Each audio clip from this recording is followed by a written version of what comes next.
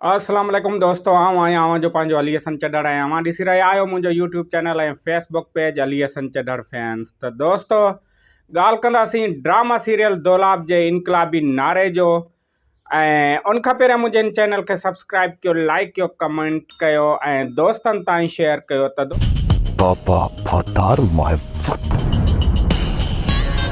दोस्तों drama serial दौलाब हिकु इनकलाबी ड्रामो आहे। अवां हिनखे ॾिठो त केॾो ज़बरदस्त वञे पियो ऐं कामयाबियुनि जा रिकॉर्ड टोड़ींदो वञे पियो। जेके पहिरियां ड्रामा हुया उन्हनि ड्रामनि जा ही रिकॉर्ड टोड़े पियो। तोड़े जो ज़हर ज़िंदगी हे ड्रामो एॾो मक़बूल वियो ऐं हुन जो बि रिकॉर्ड टोड़ींदो पियो वञे।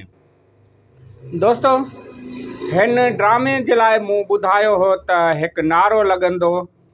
जंहिं दोस्त मुंहिंजी कल्ह वारी रिव्यू ॾिठी आहे त उन रिव्यू में मूं ॿुधायो त भोतार माए फुट जो हिन ड्रामे में नारो लॻंदो। ही इनकलाबी नारो जेको नसरुल्ला गॾाणी नारो हयो हुयो, उन नारे खे हिन ड्रामे में ॾेखारियो वेंदो।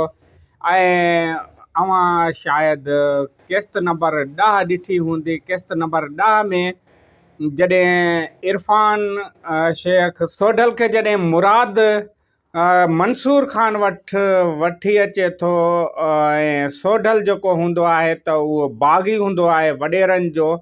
ऐं पोइ बि मंसूर खान हिकु तमामु ज़बरदस्त करेक्टर आहे, इनकलाबी करेक्टर आहे।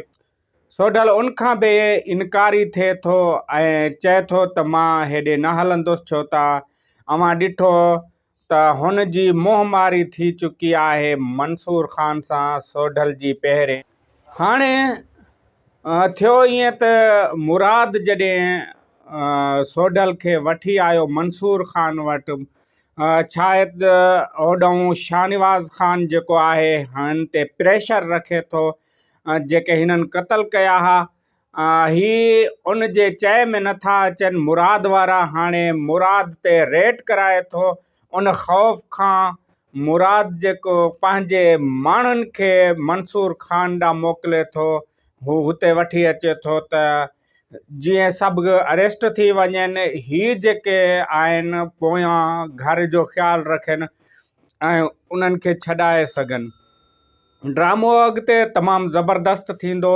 अवां ॾिसंदो त ही जेके करेक्टर आहिनि केॾा हाई लेवल जा थी वेंदा। पर हिते इरफान जी ॻाल्हि कंदासीं, जेको सोढल जो करेक्टर आहे, उहो जॾहिं मंसूर खान वटि वञे थो ऐं हुन जो हैदर जेको हुनजो ख़ासि मुंशी आहे, जॾहिं वञे थो मंसूर खान खे ॿुधाइण जे लाइ, पर ही सोढल उनजो इनकारी हूंदो आहे त मां हिन बंगले ते न रहंदुसि। ऐं उते ई ही नारो हणे थो भोतार माए फुट।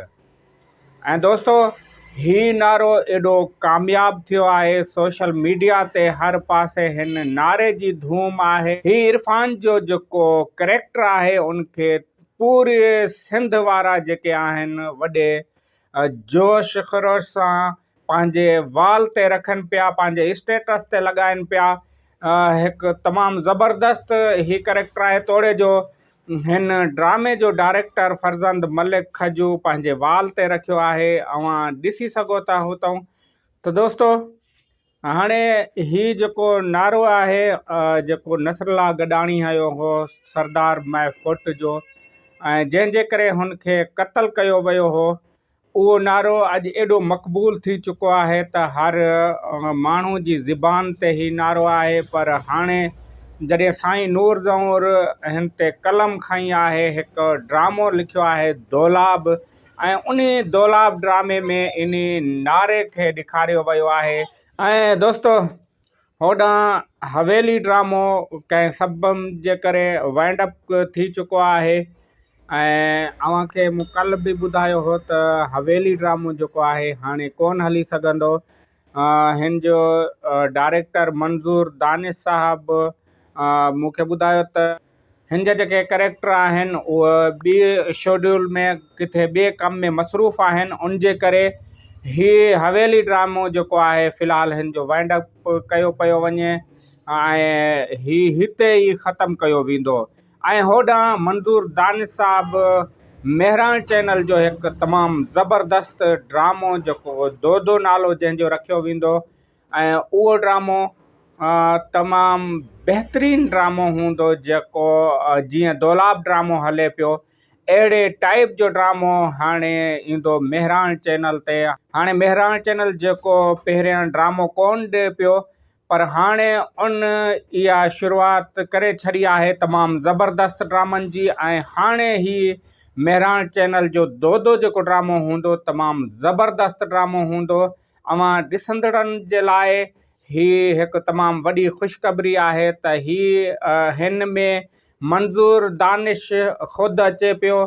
उनखां पोइ ज़ुल्फ़ी शाह तमामु घणे अरसे खां पोइ हिते अचे पियो ऐं राधा बागड़ी शमा सिंधी बि हिननि सां हूंदी। ही जेके टे करेक्टर आहिनि इहे मज़ाहिया करेक्टर हूंदा हुन ड्रामे में। बाक़ी जेको ड्रामो आहे एक्शन सां भरपूर हूंदो ऐं तमामु जल्द अवां ॾिसी सघंदव मेहरान चैनल ते। ऐं मुंहिंजी फिल्म जल्लाद ऐं इहा फिल्म तमामु जल्द अव्हांखे ॾिसण में ईंदी।